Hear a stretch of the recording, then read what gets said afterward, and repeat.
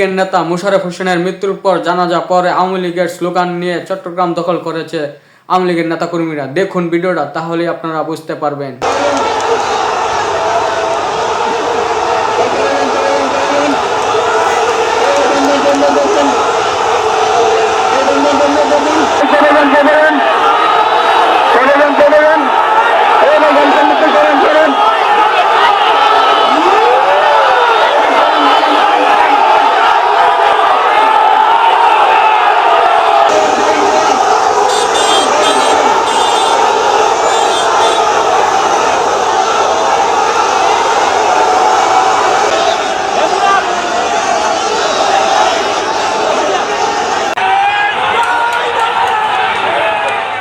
স্লোগানে স্লোগানে এভাবেই বিদায় জানানো হয় সাবেক মন্ত্রী ও বীর মুক্তিযোদ্ধা ইঞ্জিনিয়ার মোশাররফ হোসেনকে।